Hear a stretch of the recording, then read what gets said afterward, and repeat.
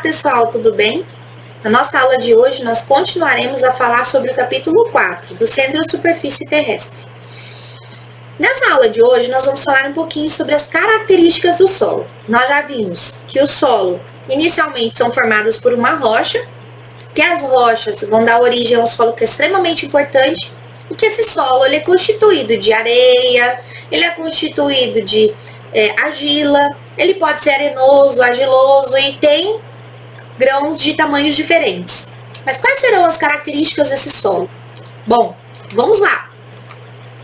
Inicialmente, a gente vai falar sobre a água. Você é capaz de me responder se a água ela é um componente orgânico ou inorgânico do solo? Na aula anterior, nós falamos que a água ela é um componente inorgânico. Componentes orgânicos vão ser aqueles que vêm de organismos, lembre-se? Bom, então a água, que é um componente inorgânico do solo, ela é extremamente importante. Por quê? A água ela é importante para a manutenção da vida dos seres vivos, né? E dentro do solo, ela pode se comportar de acordo com essa característica que aquele solo tem. O solo ele pode ter pouca água, ele pode ter uma quantidade ideal de água ou ele pode ter excesso de água. Lembra-se da situação que alguém da sua casa pediu para regar a planta? Pois é.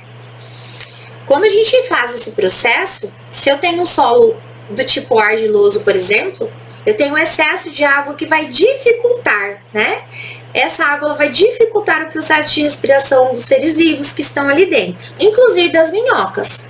É comum que a gente observe durante a época de chuva que as minhocas elas não aguentam o excesso de água e acabam saindo do solo, né? Bom, então a água ela fica fortemente aderida às partículas do solo. As plantas não conseguem absorver quando ele tem pouca água. Ou seja, eu tenho uma evaporação também que pode ser rápida, né? E essa água ela não é o suficiente. A planta vai murchar. Então, se eu plantar na primeira situação que a gente tem aqui do lado, né?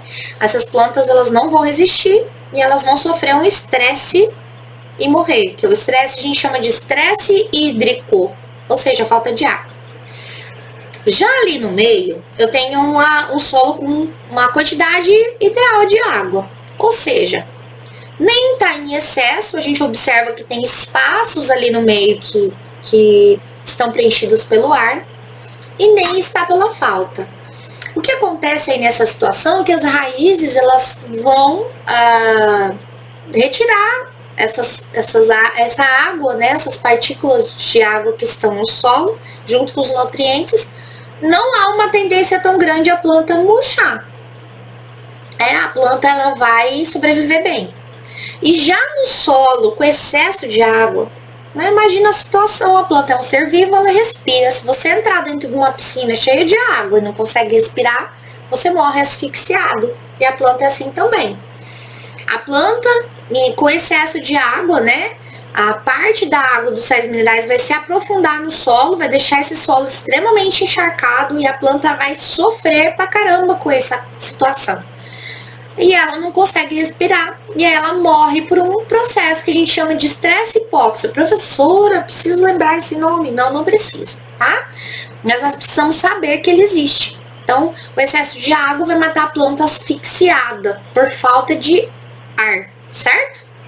Bom, então aí vocês têm uma tendência, né? Eu coloquei uma seta embaixo da planta murchar. Há uma tendência maior ela murchar quando ela está com pouca água, né? Na situação do excesso de água, ela também vai passar um tempo, ela vai começar a apodrecer a raiz dela. Bom, um outro tipo de característica do solo é a sua textura. Se você pegar, por exemplo, uma argila, ela tem uma textura de uma massa.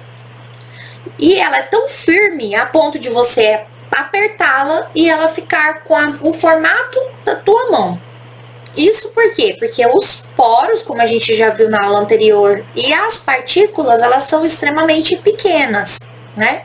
Isso facilita com que ela tenha essa textura diferente. E já se você pega um solo arenoso, você percebe que esse solo ele consegue escoar pela sua mão. Você não consegue segurar ele perfeitamente. Isso por quê? Porque nós temos ali partículas que são um pouco maiores que a argila, e nessa situação eu também não tenho tanta água, né? Textura do solo diferente.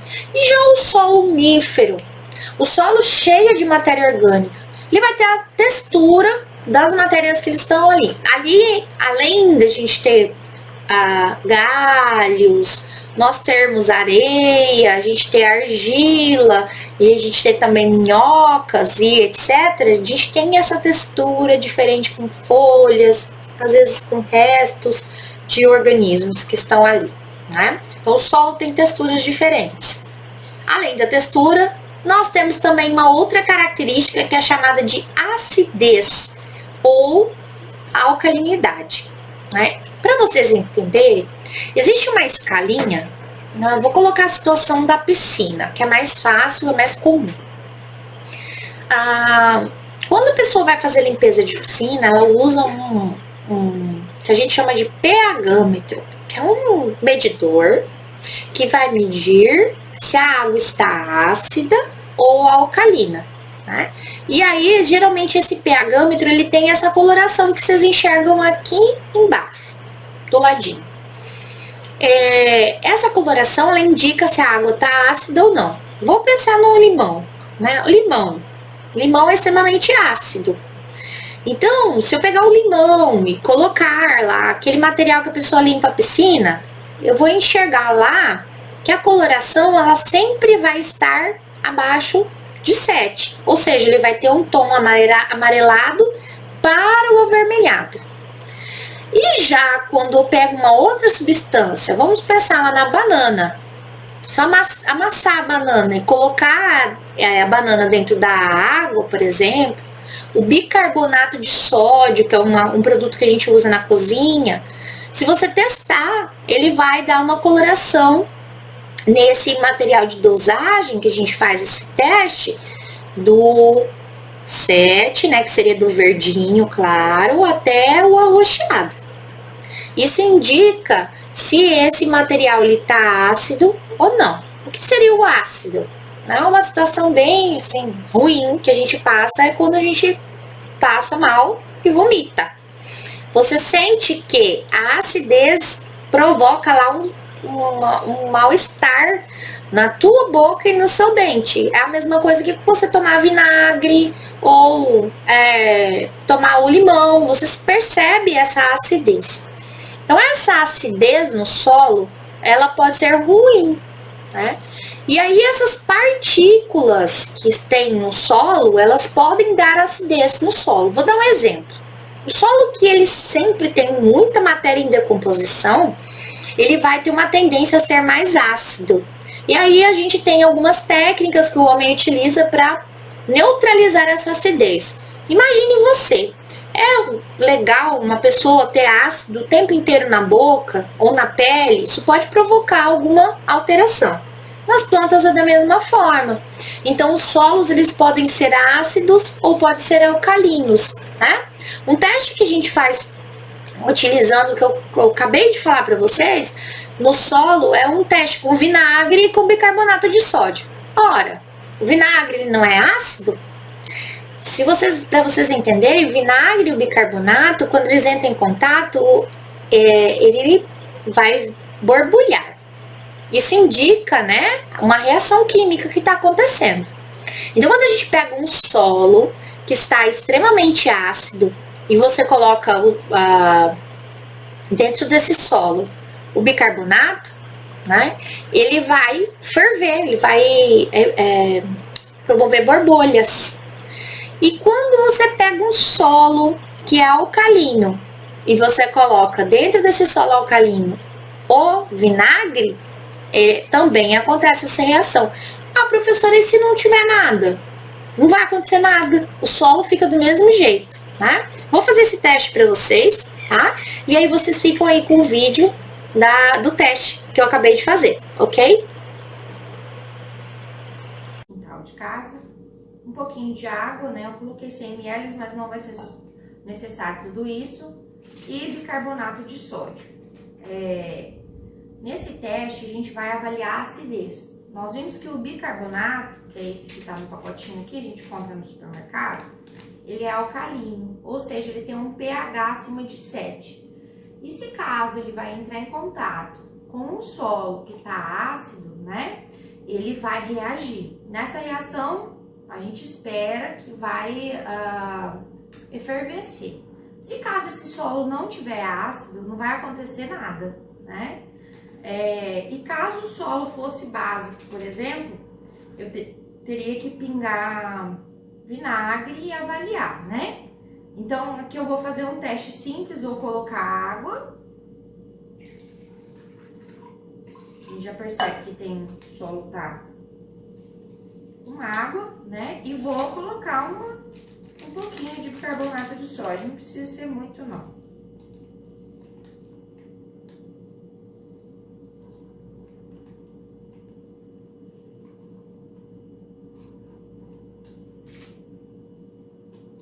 Vou misturar.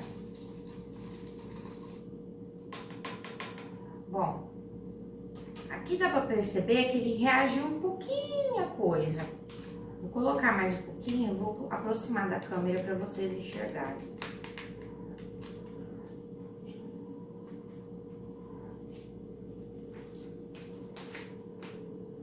Aqui, ó. Não sei se vocês conseguem enxergar. Ele tá borbulhando.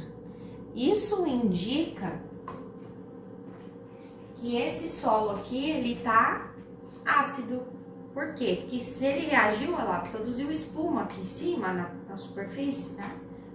Ele tá ácido. Ah, mas professora, o que faz essa condição, né? O que poderia fazer com que esse solo reagisse dessa forma? O uso, às vezes, de adubo, né? Adubo orgânico, eu uso bastante adubo orgânico aqui em casa. E esse adubo orgânico, ele pode fazer com que a acidez ela aumente, ok? O solo também tem cor, né? Essa coloração do solo, nós vimos na aula anterior que ela pode ser alterada de acordo com o seu horizonte. Sim, né? Quanto mais profundo a gente percebe a coloração diferente. Eu coloquei 3 imagens para vocês, do lado esquerdo para o direito. Vocês vão perceber que do lado esquerdo a gente tem um solo extremamente avermelhado. Em cima ele é um pouco mais acinzentado, mas embaixo muito vermelho. No segundo solo, a gente tem um solo um pouco mais arenoso, então ele tem uma coloração mais puxada para o marrom, né? E no terceiro, de novo, tem uma coloração alaranjada. Isso indica o quê? Aqui no Mato Grosso é comum a gente encontrar um solo com essa coloração alaranjada, né? Porque a gente tem muito ferro presente no solo também, né? E assim como a gente lembra lá da superfície de Marte, a gente não falou que Marte era um planeta vermelho, que tinha muito óxido de ferro? Né? No nosso solo isso vai acontecer também, tá?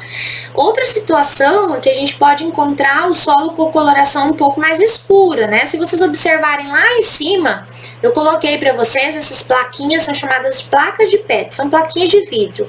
Em cada plaquinha a gente tem uma amostra de solo diferente. A gente observa que tem solo quase branco, porque ele é formado principalmente por calcário, né? E eu tenho um solo bem escuro, quase preto, porque ele tá muito cheio de matéria orgânica. E eu tenho lá um solo vermelho, né? Aqui no Brasil, nós temos um local que no Rio Grande do Sul é muito encontrada terra chamada de terra roxa. Roxa deriva do italiano que é rossa. Rossa significa vermelha, né? Essa terra é extremamente produtiva. E se a gente fizer uma relação com história, foi um dos primeiros lugares onde a gente tinha muita plantação mesmo.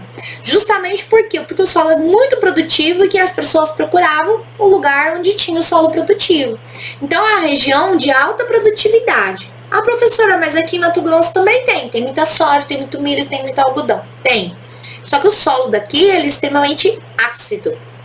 Por ser um solo muito ácido, a gente tem que sempre fazer a correção daquilo que aquela característica que a gente acabou de ver, da acidez, né? E utiliza um outro solo, que é um pouco mais, ou uma outra rocha que é um pouco mais alcalina, né? E o calcário, que a maioria das vezes é utilizado, é um tipo de rocha alcalina, né? O calcário, que é mais utilizado para fazer essa correção, ok? Bom, para a gente iniciar, nós vamos precisar de 3 amostras de solo. Aqui eu tenho a amostra de solo mífero, solo arenoso e solo argiloso. Os 3 possuem a mesma quantidade. O que eu queria que vocês observassem? Eu fiz um recorte de uma garrafa de refrigerante, né? Fiz um funil para que eu coloque aqui para a gente testar essa permeabilidade do solo. E vou usar aqui um filtro, né, que a gente usa para café, só para que a terra não desça, né? Então, eu vou colocar aqui dentro. A gente vai cronometrar, né, para saber quanto tempo que demora. Eu já preparei aqui, não sei se vocês conseguem enxergar, né?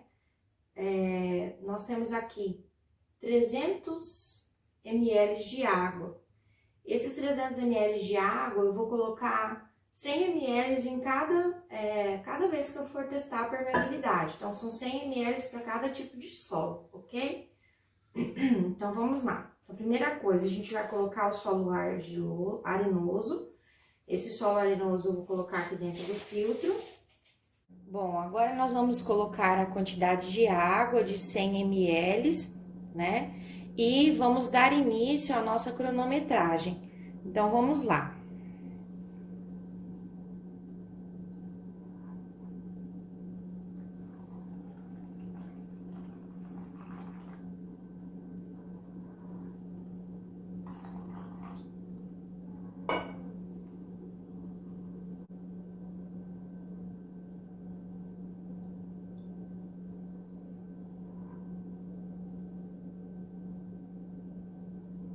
Então, já parou de descer água.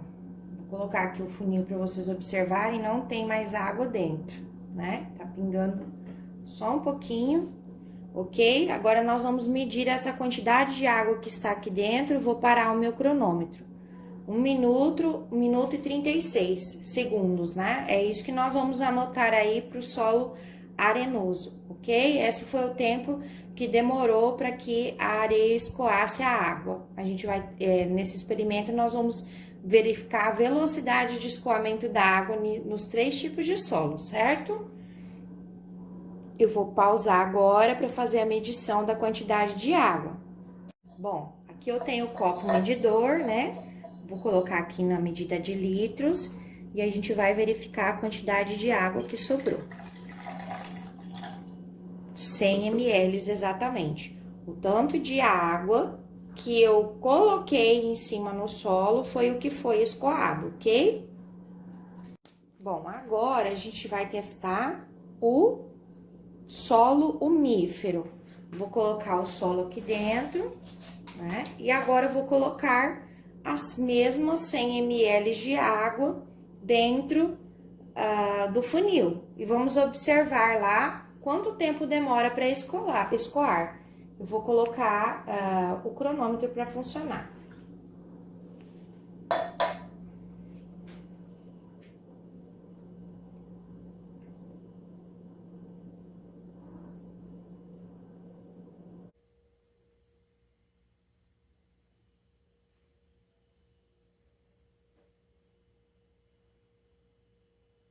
Bom, agora sim, tá terminando.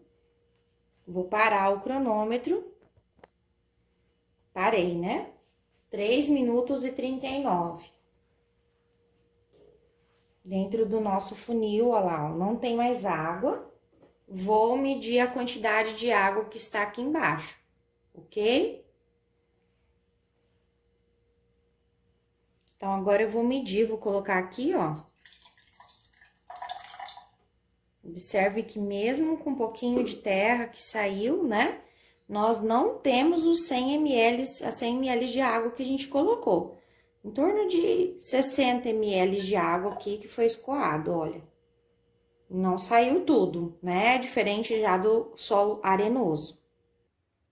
Bom, agora nós vamos para o nosso terceiro tipo de solo, que é o solo argiloso, olha lá. Esse solo argiloso vai ser colocado agora.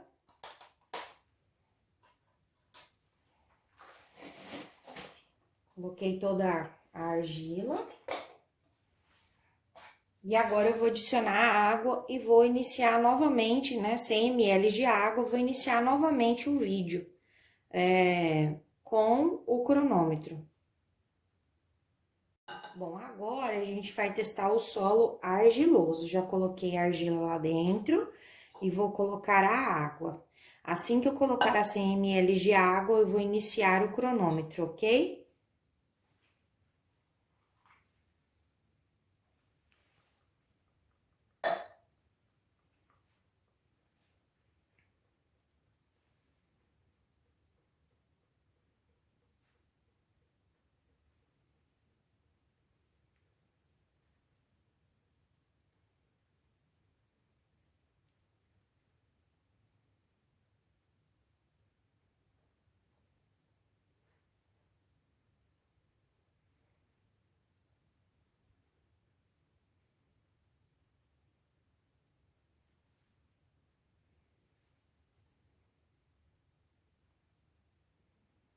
Bom, agora eu já percebi que parou de pingar, né?